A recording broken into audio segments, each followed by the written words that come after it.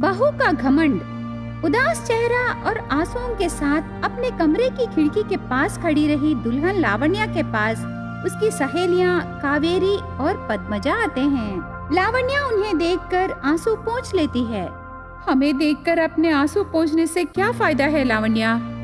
सही मौका देख के मुझे पाठ पढ़ाने आए हो ना, पर मैं नहीं सुनूंगी। हम पहले से ही तुझे बोले लावण्या, लड़की को घमंड कोई आभूषण नहीं है, अहंकार गहना बिल्कुल नहीं है, संस्कार रहना है, मदद करने का गुण रहना है। ऐसे कहते ही लावण्या गुस्से से देखकर चिल्लाने लगी। हाँ तो ये कहना चाहते हो ना कि संस्कार और मदद करने का गुण मुझ में नहीं है और इसीलिए मेरी शादी रुक गई? अरे फिर से घमंड दिखाने लगी। तो खूबसूरत है तो क्या फायदा, ज्यादा पढ़ने से क्या लाभ है? चाहे तो कितना भी दहेज ले जा, पर तू हर लड़की की तरह घर के काम करके खाना बनाने से खुश रहेगी।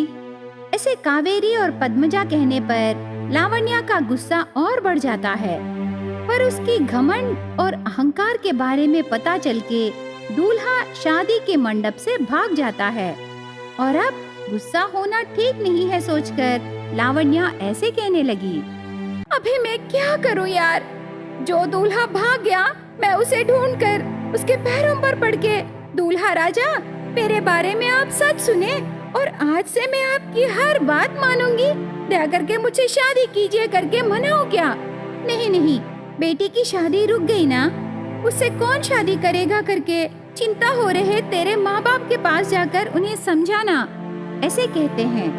ठीक उसी समय बेटी की शादी रुक जाने पर शादी के मंडप पर खड़े रहे चलपति बहुत उदास होकर आंसू बहाने लगा।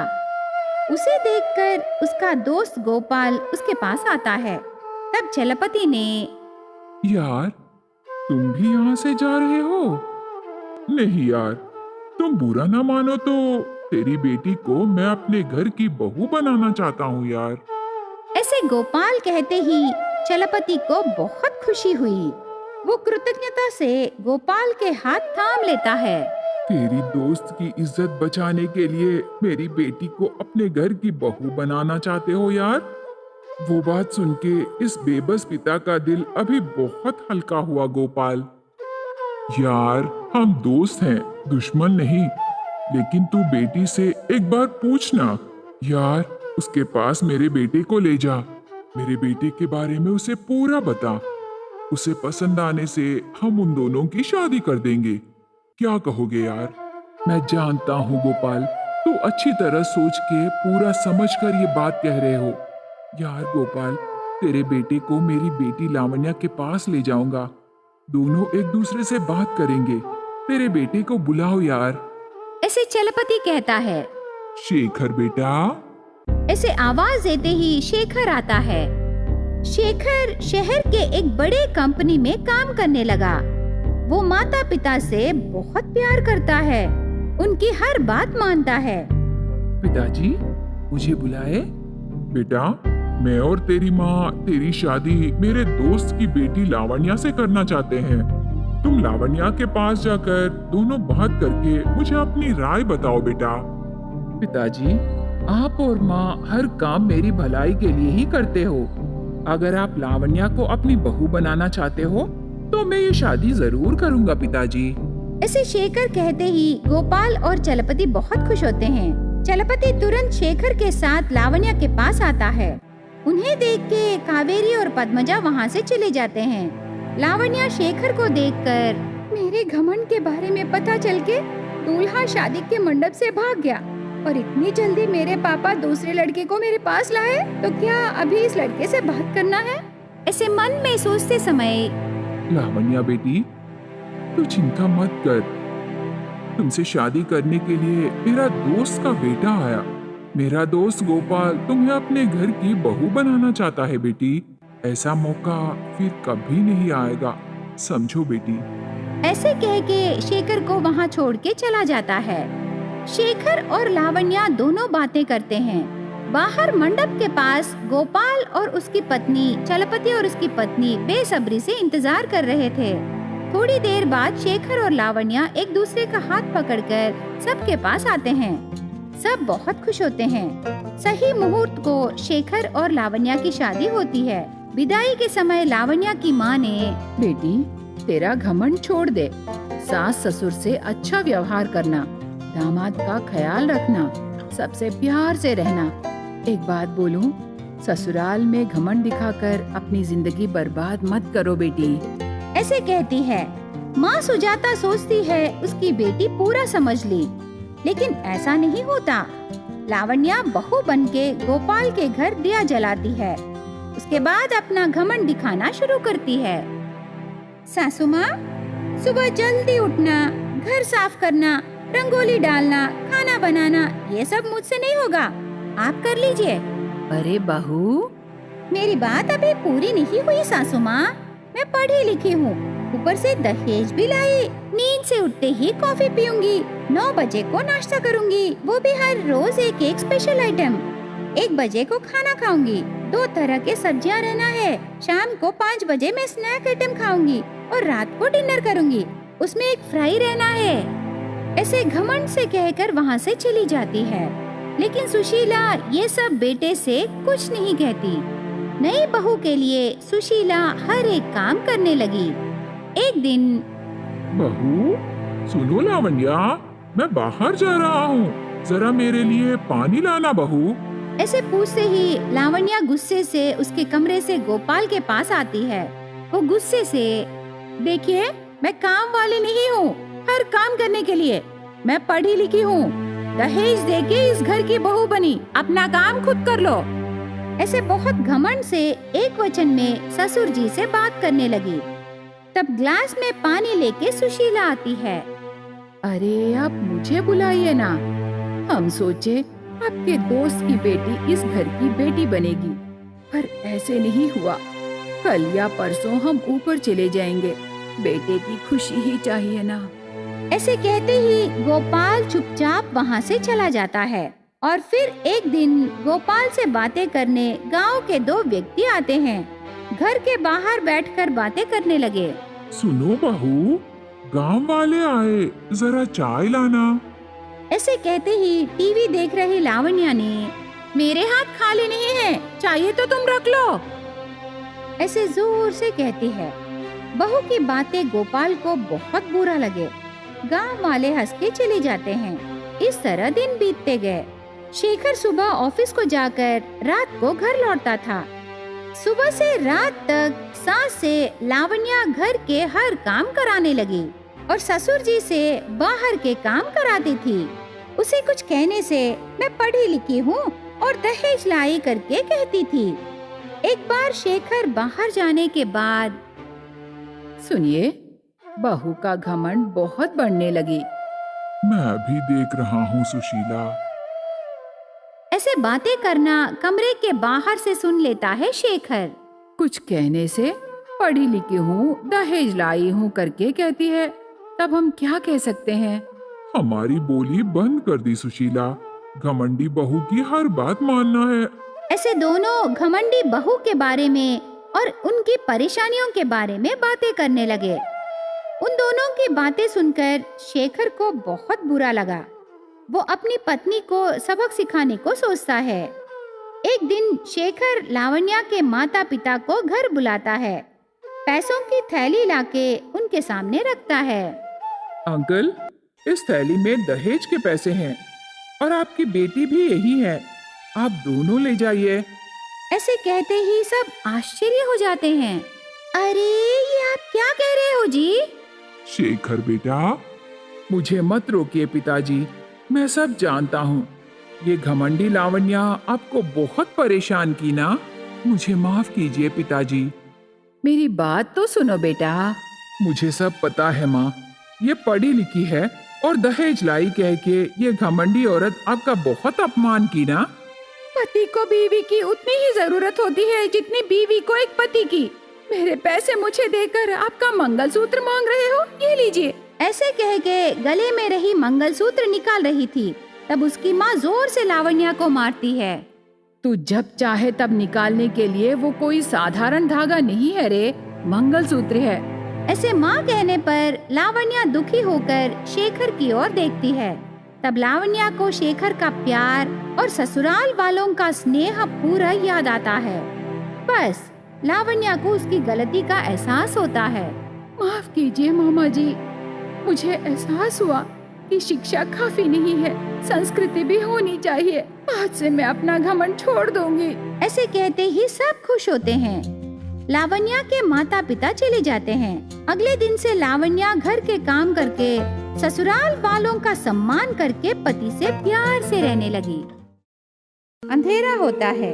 एक छोटे से घर से कमला बाहर आती है। उसका पति कंजूस वीरू घर के बाहर बैठकर इधर उधर देख रहा था। तब पत्नी ने, सुनिए, करंट मीटर को फ्यूज रखिए ना, लाइट डालूंगी, अंधेरा हो गया। जल्दबाजी क्यों कमला, स्ट्रीट लाइट है ना। ऐसे कहते समय उन दोनों की बेटी अंजलि टॉर्च लाइट लेके आती है। पापा, आप अभी फ्यूज नहीं रखोगे ना तो ये टॉर्च लाइट तोड़ दूंगी। ऐसे कह के वो टॉर्च लाइट दिखाती है। तब वीरू घबरा जाता है। नहीं नहीं बेटी, मैं अभी रखता हूँ, तब करंट आएगा। ऐसे कहते समय स्ट्रीट लाइट ऑन होती है। वीरू का दिल हल्का होता है। वो खुश होके, हाँ, स्ट्रीट लाइट ऑन होके अच्छा हुआ। कमला, तू अभी बाहर चूल्हा रख के खाना बना दे। अंजलि, तू यहाँ बैठ के पढ़ाई करना बेटी, बिस्तर डाल के मैं यहीं सो जाऊंगा। ऐसे कह के वो बिस्तर बिछा के बैठता है। कमला खाना बनाने लगी। अंजलि पढ़ाई कर रही थी। कमला, तिम्मापुर शहर में मैं एक होटल खोलने को सोच रहा हूँ, तू क्या कहेगी? ओह, क्या ये सच है? आप शहर में होटल खोलना चाहते हो? हाँ कमला, ये सच है। मैं एक होटल खोलने को सोच रहा हूँ। ऐसे कहते समय उनकी बेटी अंजलि ने, पापा, आप हमारे घर में बचा हुआ खाना होटल में बेचना चाहते हो? हमारे घर में खाना कब बच गया बेटी? तुम्हारे पापा तो उनका पेट पानी से ही भर लेते हैं। कमला, तू और बेटी चाहे मानो या ना मानो, ये सच है।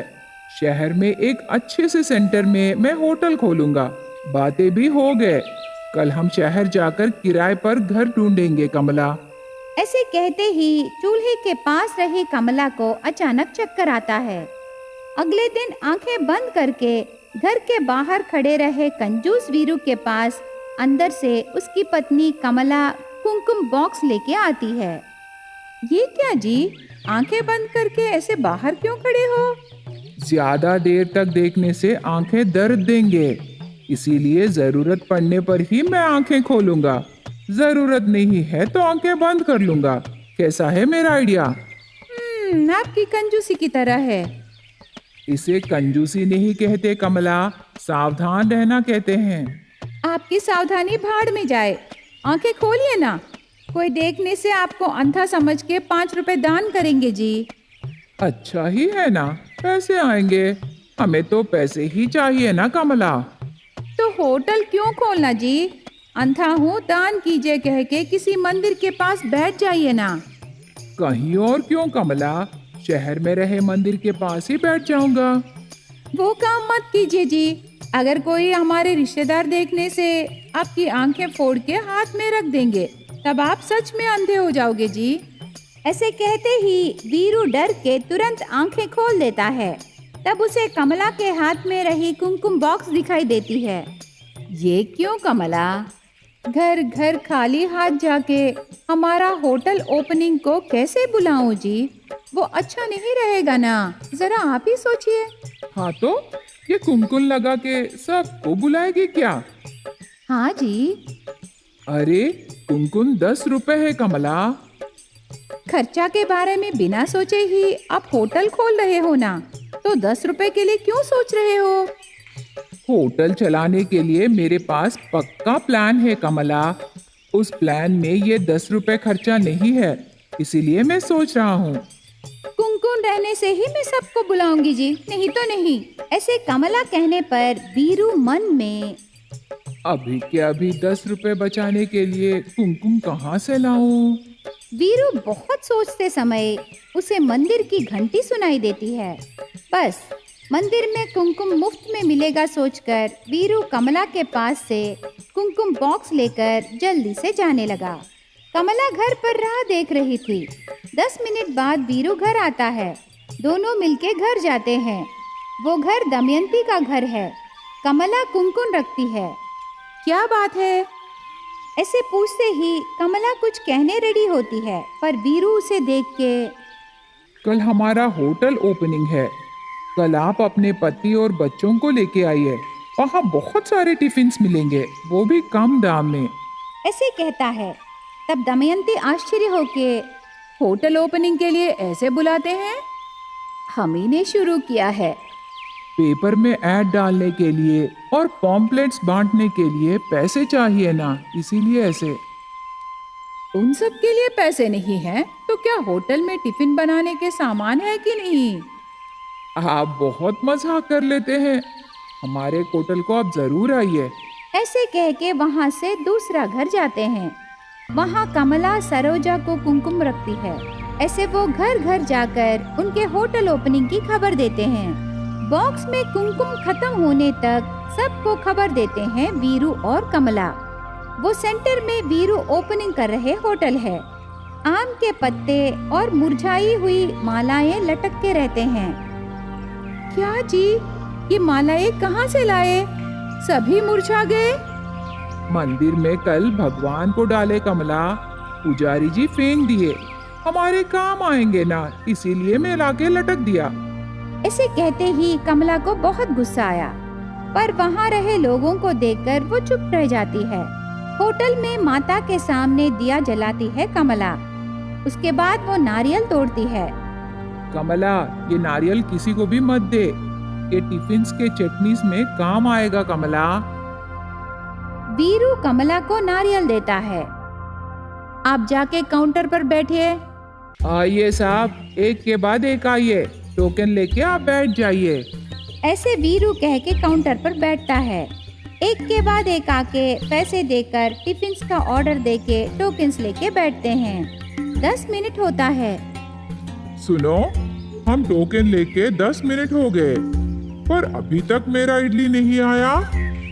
हाँ जी, मैं आके 10 मिनट हो गए। मेरा डोसा अभी तक नहीं आया। इतना लेट होने से कैसे? सब लोग शोर मचाने लगे। शोर मत मचाइए। काउंटर जॉब खत्म नहीं हुआ। काउंटर जॉब क्या है? हाँ जी, काउंटर जॉब खत्म नहीं हुआ। कहीं कहीं खाली सीट्स है ना, वो भी फुल होना है जी। तब मैं इस काउंटर से उठ के किचन में जाऊंगा। आपका मतलब क्या है? कुछ नहीं बहन जी, इस होटल का सब कुछ मैं ही हूँ। काउंटर पर मैं ही बैठता हूँ और किचन में गरम गरम टिफिन्स भी मैं ही रेडी करता हूँ। उसके बाद मैं ही सबको सर्व करूँगा। ऐसे कहते ही उस होटल में बैठे लोगों को बहुत गुस्सा आया। हमारे पैसे वापस कर दो करके चिल्लाने लगे। अरे आप सब चुप हो जाइए और टोकन के पीछे पढ़ लीजिए। ऐसे वीरू कहता है। सब अपने अपने टोकन्स के पीछे देखते हैं। उसमें लिखा रहता है कि पैसे वापस नहीं दिया जाएगा। टिफिन नहीं चाहिए तो वापस जा सकते हो। वो पढ़ के सब शॉक होते हैं। टिफिन नहीं चाहिए तो आप जा सकते हो। जिनको टिफिन चाहिए वो वेट करो। ऐसे कहते समय और 2 कस्टमर्स आके टोकन्स लेते हैं। वो बैठते हैं। वीरू सब के लिए ऑर्डर्स के मुताबिक टिफिन्स देता है।